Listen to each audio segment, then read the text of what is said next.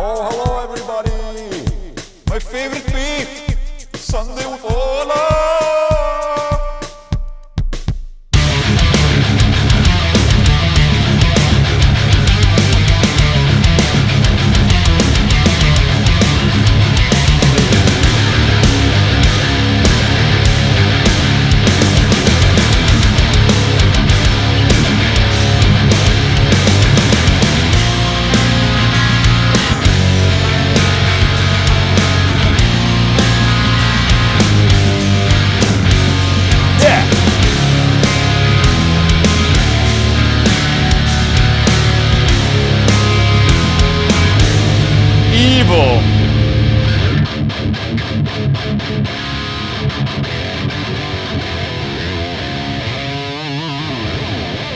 Yeah, baby! Welcome to Sunday with Ola, everyone. Hello, what's up? How are you guys doing? I haven't actually made a Sunday with Ola for like probably 1.5 weeks or something, because the last Sunday with Ola was pre-recorded like a week early because I had vacation and whatnot. Now I'm back. Feels good, man. And you're probably asking, Ola, have you stopped releasing guitars now that you have a chug pedal, going? No, look at this. This is my new guitar. It got released this past Friday. It's an open pore white. Hello. Huh? Oh yeah, I threw away my guitar pick. I was looking for a guitar. There it is. Hello. There it is. I found it. No danger on the roof, as they say. It's here, okay? This A2.6 right here has Duncan Solar Plus in it. And I think it's actually the first time I tried the Duncan Solar Plus in the chug pedal.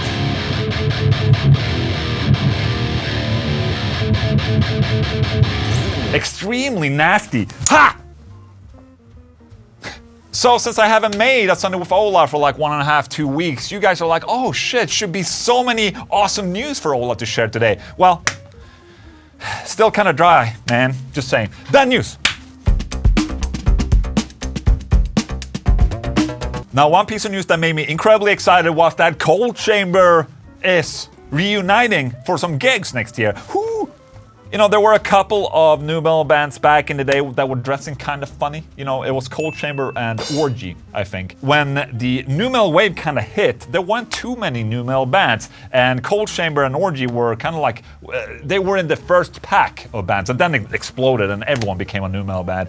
Anyways, I actually dug Cold Chamber. They were really fucking good. Also, I saw them live, 1997. They played an open for Machine Head in Stockholm. And I must admit, Cold Chamber are fucking sick. I even played cover of LOCO with my band Subtitles when we started out. How about that? That's how cool they are. Eventually, when everyone got tired of nu metal and it was not the shit anymore, Des Fafard, the singer, joined Devil Driver, and Devil Driver was great as well. So, way more like melodic metal.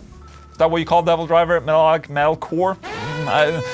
I'm not too good with the genres, baby. Cold Chamber was one of the bands being announced for the new metal festival, Sick New Days, which is going to feature System of a Down, Korn, Deftones, Evanescence, Mr. Bungle, man. A lot of cool bands, holy shit. So, hopefully they'll swing through Sweden. Cold Chamber, man. LOCO. LOCO. Big Truck. Big Truck. It's the same song, it's just they changed out LOCO to Big Truck. No? In Flames has released a new single, Foregone Part 2. They released a single called Foregone a couple months back. Now they released the second part, and it's from their upcoming album that's gonna be released in February next year. And to the happiness of the In Flames fans, it seems that In Flames are back to form with these past songs that they've been releasing. So people are really excited about this new In Flames album. Is it because Halo effect coming in, kind of sparking a new drive that, holy shit, okay, maybe we should, try and sound like In Flames again? I have no idea. I think the song is sick. In Flames, man. You better watch out. Oh shit, Pantera. Have I ever talked about Pantera? No? Well, I think it's time to talk about Pantera now. Well, Pantera confirmed that they're playing Norway next year in a festival. So now we're finally getting to see a bunch of booked festivals with Pantera. With the announced festivals, Norway is not too far off for me. So I most definitely will go to Norway, but I'm gonna hang on a little bit more just to see if they announce more festivals here in Europe. Personally, I would love to just see a show and I'd, you know, not go to a festival. But if this is what I'm getting, I will go. Pantera in Norway. Hello. 12 days ago. Oh, look at this. This is one of those news that was that's really old. You know, Ola, oh, you're just not current news, Ola. You suck. But this is awesome. Steve Vais to auction off his electric guitars and gear from across his career. And dude, I'm a fan of auctions, baby. Not that I can afford that much, you know, with the Vinnie Paul auction. I bought some bullshit. You know that sign over there? Drummer parking only? Isn't that funny? It's over there on the drum kit. It's for drummers only. And the funny thing, I'm not even a drummer. Huh? And I also got like Vinnie Paul's hat and some other cool things, some signs and shit. That's what's cool with auctions, you can get some shit. So I checked out this auction. Look at this, you can get some guitars from Steve Vais. Pauly, Gem 7P VP prototype. You can get the Evo backup.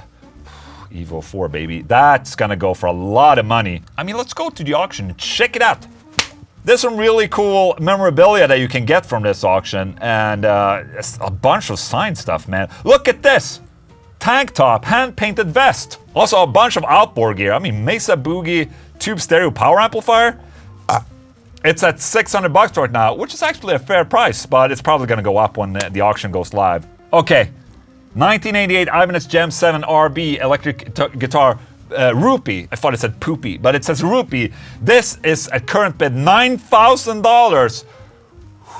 Shit. Well, I guess it's one of a kind. It's gonna be awesome and amazing. What's this? Muscle Boy, also at $9,000. That's, oh my god, look at that. Oh, that's such a, oh, that's, the graphic on this guitar is cringy, but $9 grand, man. Holy shit. Conklin custom 7-string. Look at that. Whitesnake Tour Stage Worn Custom Terry King Facade Floral Suit. I mean, hiya! There's a lot of shit on here. Amplifiers, look at this. Steve Vai Carvin Vai Legacy 100 amplifier. It's at $700. That's not too bad. Half stack, $1,250. Oh shit, the 1999 Gem 7 DBK. Is that what like the yes! Look at that. No? Look at that, yes. It's that one. This, look at this. Steve Vai Rack Gear Utilities with studio-used Passion and Warfare digital sampler. Like all this outboard equipment from Passion and Warfare, it's at $1,000. That's a great deal. I mean, will you use all of this again? Probably not. Most of this like samplers and shit like that is completely useless nowadays with computers. But still, it's pretty sick, man. And you guys might say, Ola, why are you covering this? It will only make the prices more expensive. Well, that's the point. It's for a charity. All the proceedings will go towards supporting Kicking the Stigma, a charity that works to raise awareness about mental health disorders and remove the stigma surrounding such illness. So it's for a very good cause. So yeah, a bunch of really cool guitars. You can get one, man. Personally, I feel like I'm just very lucky to be able to live in the same era as Steve Vai. I mean, he's such an absolute legend. All right, we don't usually talk about basses, but let's talk about basses for a second. The Fender bass, that's 6 in Roman. Ha! SMRT. Is this year's best-selling bass guitar thanks to the Beatles. The baritone meets bass has overtaken precision and jazz models after its appearance in Peter Jackson's The Beatle Get Back documentary led to surge in sales. You know what? This particular guitar right here, I saw one of these back during the 90s in a guitar store. You know, that one like looked like this, and I was like, holy shit, what the hell is this? Like, it has 6 strings. Is it a bass? Is it a guitar? It looks like a bass, but it's a guitar? Why? Why? Like, it's a guitar, but it has very thick guitar strings on it. And I thought that was so fucking cool. And apparently, here they call it a bass, which I guess is cool, but isn't it more like just a baritone? Yeah, I guess it can be used as a baritone guitar. The best-selling bass guitar of this year, because of Beatles, is actually a baritone guitar. Or no? What do you guys think? Is this a guitar or a bass? Up to you to decide, I guess. I think it's pretty cool. I always wanted to try one of these back in the guitar store. But you know, at that age, I kind of sucked the guitar, and you know, you were kind of ashamed of playing shit in front of people. And you know, you just went to look at things and shit. So, bass players. The best-selling bass for 2022 was actually a guitar. In your face. Are you guys feeling it? There's been a bunch of distortion pedals being released these past weeks. What's that all about? You know, you had the Chug pedal, but also now Glenn Fricker seeks to blend. Seeks to blend!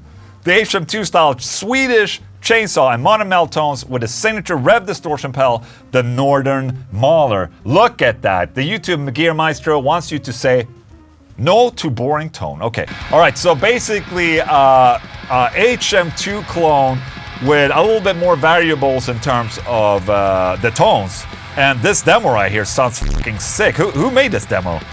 And at the same time, Strano brings out an SWOLA110 guitar amp to the floor. So an SLO pedal, basically. So a bunch of distortion pedal at the same time. And you know, some people might say like, oh shit, are they working together in some sort of like, no, that's just fucking weird timing, I guess. I mean, we've been developing the Chug for over 2 years, and you know, plans to launch them now, and then you know, something like this appears, and I actually have both of those pedals that I showed right here, the Northern Mauler and the Soldano Super Lead Overdrive pedal. I will do demos of these, okay? I just don't want to be among the other YouTubers with doing this. I just want to wait a little bit until I make them, okay? So I have them, don't worry.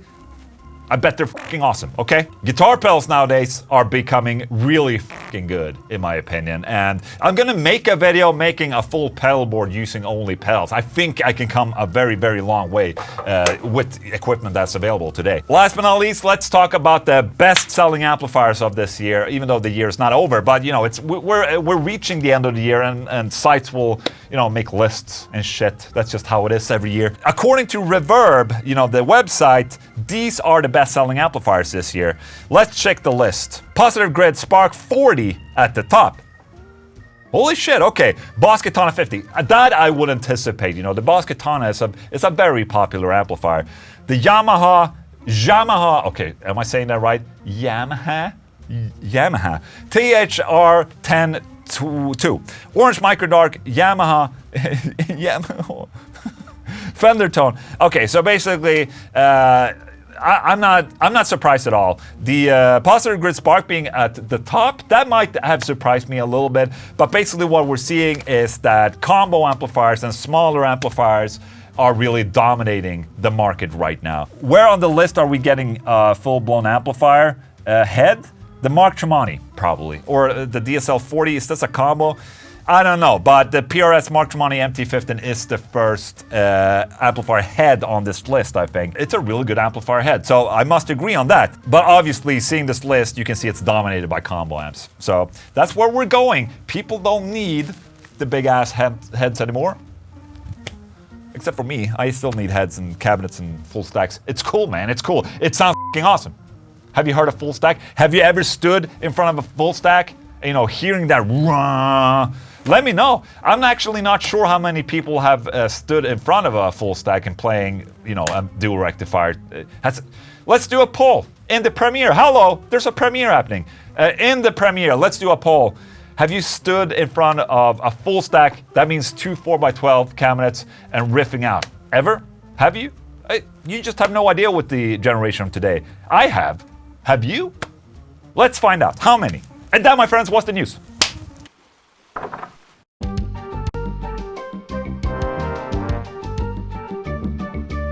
So for Sunday with All Adventures for today, I got to interview Zakk Wylde.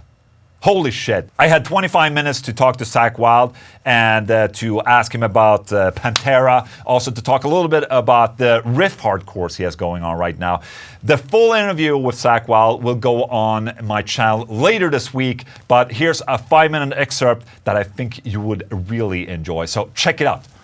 What is shaking? What's up, buddy? What are you doing, brother? Oh, I'm about to have an interview right now. First of all, I want to say I really appreciate that you take the time to talk to me for a short bit. I'm a big Pantera fan, and this whole thing that's happened now with you know, the Pantera tribute thing, and now you're a part of it. Obviously, extremely exciting, and you're the absolute right guy for this. I mean, seeing, you know, your connection with Dimebag and all of that. What was the initial reaction when they asked you about joining the Pantera tribute? Because it wasn't the first time, right? They did ask you sort of. When was still alive. I mean, there's always been like talks about it. Yeah. You know, for years. You know what I mean? Especially when Vinny was still alive. So, you know, and it was just like, well, I'll just wait till that day comes, you know what I mean? Like, if you guys decide you want to do it, you know I'm always going to be here for you. Yep. Yeah, I mean, Phil called me up, and then, one night, and he was just like, Zakk, we were I was talking with Rex, we're thinking about doing this, and we're wondering if you would want to honor Dime. And I was like, well, of course, man. How am I going to say no? Yeah. You know what I mean? So now it's just, all right, well, send me the songs and the set list so I can start learning this stuff, man. Have you started? So, yeah, of course. I've been working on it for a while now. I had to get a whammy pedal. I never owned one of those things. So. Are you going to use a Floyd Rose? Brady will probably be running the thing, like how we ran it for Dimebag. So, yeah, I'm a proud owner of a whammy pedal now. So, Are you going to use a Floyd Rose on the guitars? Well, yeah, and I've got my Dime guitars. Right, so, yeah. Right. So are you going to use your Dime guitars for this? Your personal ones? Yeah, the ones that actually he gave me. Yeah, exactly. That makes it even cooler, actually. You're also going to use his rigs, right? Like his stuff, or are you going to is it going to be a combination? Yeah, I got my rig and everything. Obviously, what Dime used that I don't use. Obviously, is a noise gate. Yeah. You know what I mean? So obviously, if you're going to be doing and my stuff. It's just pure lightning all the time. If I'm going to stop, you stop. You know what I mean? Dime would have like 2 distortion pedals on at the same time. I remember in his rig, he goes, Zakk, what pedals do you use? And I said to one of the Berserker, my overdrive pedals. He had one of those things in his board.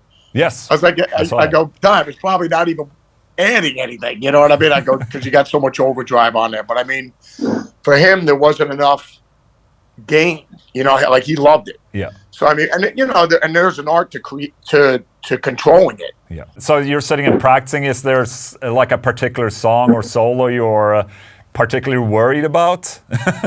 Like in terms of... to me, it's just like we're learning Randy's stuff. Yeah. Whether we're learning, whether we're doing Mr. Crowley or I don't know or anything. To me, they're just it's fun. Yeah.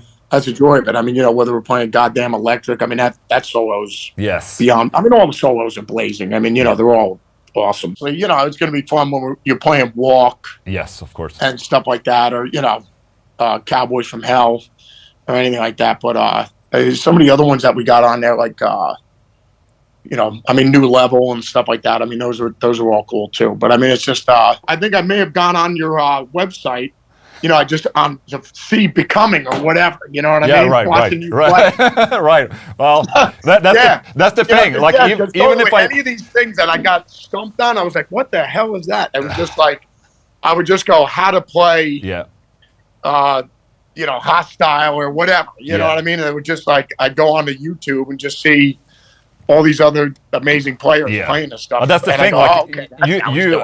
That's the thing too. People think that just because I did a cover once and nailed the solo for one take, that I know the stuff. But it's gone like 2 minutes after you record the stuff. So no, because then you're on to something else. Yes, exactly. No, for me, that's the whole thing too. Playing it with the record is one thing. Yeah. But then you take the record away. It's like, all right, play it for me. Yeah. Because it's the guideline. Yeah. It's like color by numbers. You where you're going. Exactly. But it's just like we're taking the GPS off your car. Mm-hmm. It's like, all right, do you remember how to get back down to Hollywood? You're like, Zakk, I have no idea. I was following the GPS the whole time. It's been fun. I'll be seeing the guys, I guess, in next month. Oh. I'll be hooking up with the fellas. So, and then we just start going over everything and just go probably light pads, go over it nice and quiet until we can start. So we start firing it up and just go full volume. Dude, thank you so much for taking a short little amount of time with me. I really, really appreciate it. And I'm really looking forward to see anything that you will do in the future. You're amazing. Just want to say that. Right back at you, my brother, and great work with the channel, brother. Thank you so much. Keep posting the stuff because I'm going on there. And you're actually showing me the proper way to do these things. Maybe. All right, dude. Thank you so much, man. Thank you. All right, my brother. You take care of yourself. You too, man. See ya. There you go. Holy shit, what a legend. Zakk Wylde, everyone. If you want to see the full interview, and I recommend you want to see the full interview, it's going to be up on my channel later this week. But holy shit, man. Zakk Wylde has been checking me out on how to learn some Pantera songs. Dude, that fucking makes me so fucking happy. Hey, man. Holy shit. I'm actually just really happy that he knows who I am, So, yes. Adventures with Ola. Very happy, Ola.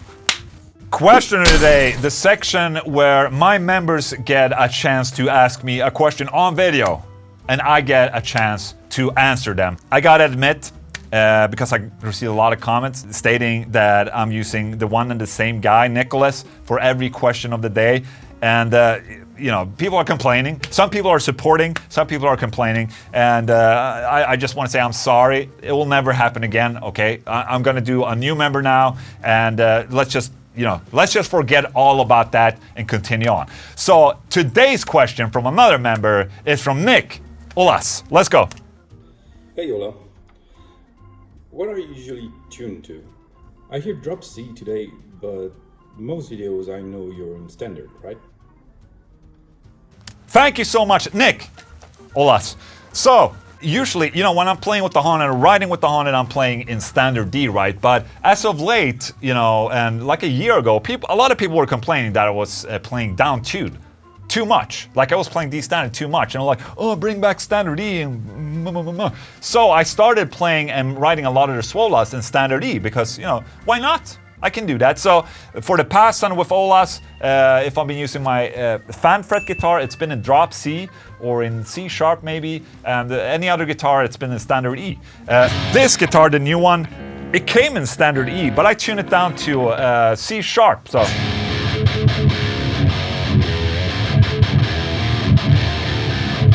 And since the strings are for standard E, it is a little too thin of strings for C sharp. But I try to stay, now at least, and make songs in E standard. Now the good thing about tuning down the guitar is that you get a lot for free.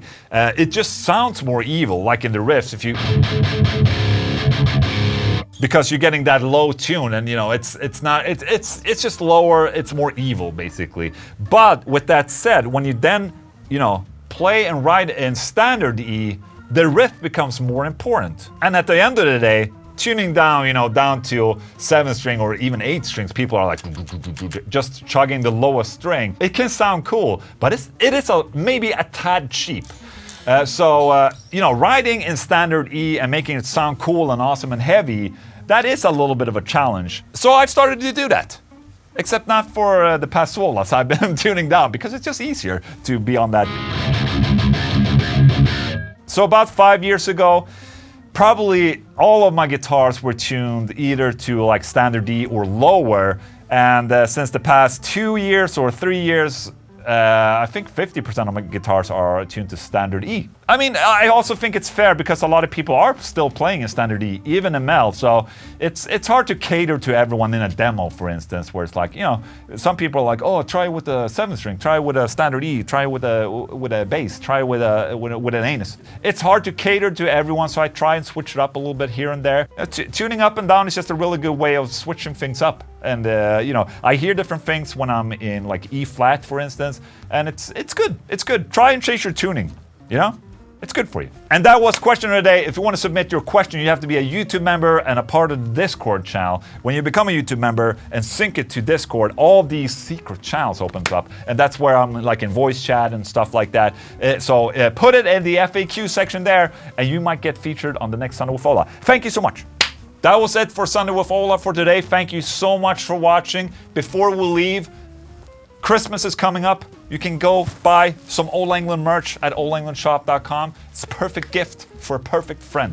You can be a perfect friend too. For the people in the Premiere chat, you're fucking amazeballs, okay? You guys are awesome. You're making this fun every Sunday. Guys, hope you have a great day. Thank you so much for watching. Goodbye.